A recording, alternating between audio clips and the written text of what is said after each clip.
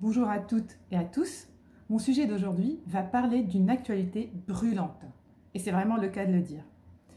Aujourd'hui, en plein confinement, les plaintes et les signalements de violences domestiques ont augmenté d'un tiers en France.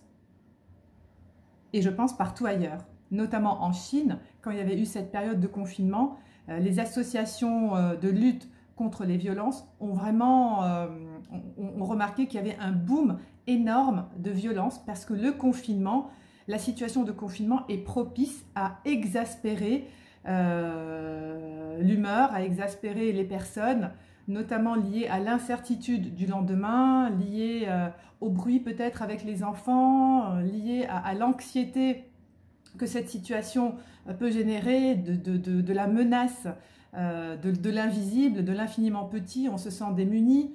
Et c'est vrai que les personnes qui avaient tendance à être violentes, elles vont encore l'être plus durant cette période-là. Donc, il y a plein de mesures qui ont été mises en place par le gouvernement et par les associations aujourd'hui. Et je reviendrai là-dessus. Quand je vais revenir là-dessus, je vais regarder mon ordinateur parce qu'il y a vraiment plein de choses et je ne veux absolument rien oublier. Parce que pour moi, en tant que thérapeute de couple, en tant que femme, en tant qu'être humain, c'est un sujet qui me touche particulièrement. Donc aujourd'hui, si vous regardez cette vidéo, j'imagine que le sujet vous intéresse directement ou indirectement, parce que ça aussi c'est important de le dire, vous, en tant que personne concernée, si vous subissez les violences, j'ai un discours pour vous, je voudrais m'adresser à vous, c'est-à-dire je me demande pourquoi vous les subissez. La violence n'est pas une fatalité.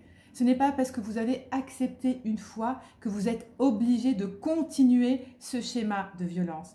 Ce n'est pas parce que peut-être vous avez connu ça aussi dans votre enfance que c'est normal. À un certain moment, on peut dire non, on peut choisir. On a la chance d'être dans un pays qui permet de mettre en place des initiatives pour vous aider à vous en sortir. Ce n'est pas facile.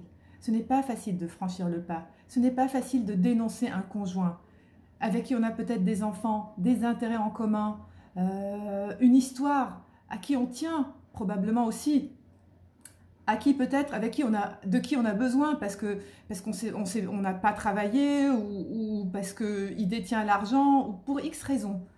Il y a beaucoup de raisons pour rester avec un homme violent. Mais le plus important dans tout ça, c'est vous. C'est votre vie. La première chose que je voudrais vous dire, c'est que vous avez le droit à une intégrité physique, à une sécurité psychologique.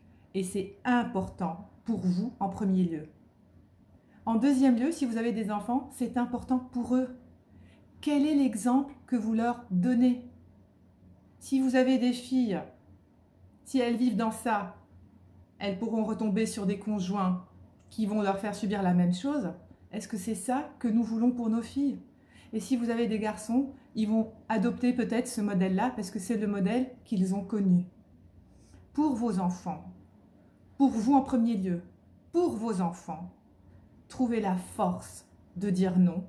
Si ce n'est pas un non verbalisé directement auprès de votre conjoint, il y a des associations, il y a des numéros de téléphone. Et tout à l'heure, je vais vous en parler. Et la troisième raison, la troisième personne pour laquelle vous devez vraiment dire non, c'est pour votre conjoint lui-même. Oui, je sais, ça peut sembler paradoxal, mais je ne pense pas que cette personne soit heureuse d'être dans cet état-là. Je ne pense pas que cette spirale émotionnelle négative de la haine, de la violence, de cette expression animale soit satisfaisante pour un être humain. Je ne pense pas qu'un homme tape sa femme et trouve du plaisir profondément et à longue durée après. Je ne pense pas. Donc vraiment, aujourd'hui, c'est le moment d'agir. Le confinement est l'occasion, peut-être, de vous rendre compte que ce qui se passe n'est pas normal, que ça ne devrait pas être comme ça. On peut ne pas être d'accord. On peut même dire sa colère. On peut même crier. Ça arrive. Nous ne sommes pas des robots. Mais c'est important de rester dans des limites. Et quand les limites sont franchies, c'est là qu'il faut agir. Et je vous répète, ce n'est pas parce que vous avez accepté une fois que c'est OK pour après. La violence n'est pas une fatalité.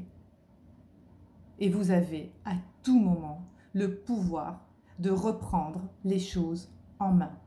Pour vous, pour vos enfants et même pour aider votre conjoint à sortir de ça. Même si dans un premier temps, il ne comprendra pas ce qui se passe, même si dans un premier temps, il va vous en vouloir, s'il arrive à s'en sortir, vous lui avez rendu le plus beau service que quelqu'un pouvait lui rendre. Aujourd'hui, quels sont les moyens d'action pour pouvoir s'en sortir? Le gouvernement a débloqué 1 million d'euros dans cette situation-là pour venir en aide aux femmes. À travers, par exemple, 20 000 nuitées sont accessibles aux femmes victimes de violences pour les éloigner du domicile, mais aussi aux conjoints qui doivent s'éloigner. Donc ça, c'est important à savoir. Autre chose, il est difficile, on le sait bien, et d'ailleurs on le voit parce que le 3919 reçoit beaucoup moins d'appels. Il est difficile pour une femme qui est confinée avec son mari, qui peut-être la surveille, d'appeler et de parler et d'expliquer son cas. Donc le gouvernement a mis en place un simple texto qu'une femme peut envoyer au 114 rapidement, juste pour dire violence conjugale. Et après, il y aura une intervention qui va suivre ce qui se passe chez vous. Mais déjà, alerter. Le maître mot, c'est alerter.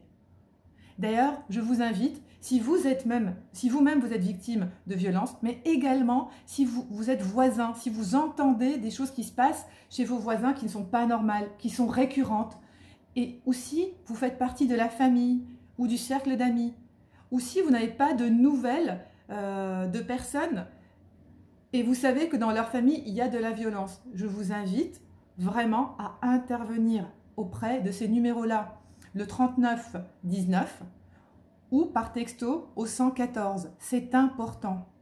Le gouvernement a également mis à disposition quelque chose d'innovant, qui est des points d'écoute dans les centres commerciaux qui sont encore ouverts, où il y a un supermarché ou un hypermarché, des points d'écoute avec des associations où les femmes qui vont faire leurs courses peuvent venir se déposer, peuvent venir alerter sur leur état. C'est important.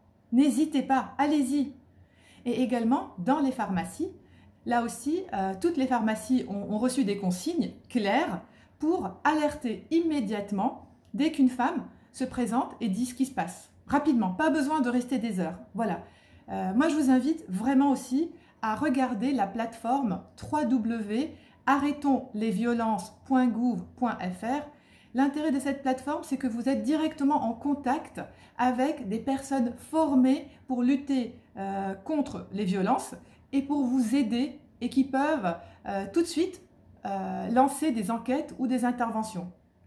Et ce qu'il faut savoir aussi, et si ça peut vous rassurer, tant mieux, c'est qu'une fois que vous avez été sur cette plateforme, après, dans votre historique de l'ordinateur, il n'y aura pas de trace que vous avez été sur cette plateforme. Donc, vraiment, aujourd'hui, vous avez beaucoup de moyens à votre disposition pour faire en sorte que votre vie ne soit pas quelque chose de subi, mais vous avez droit à plus de respect, à de la douceur, parce que vous êtes un être humain avant tout.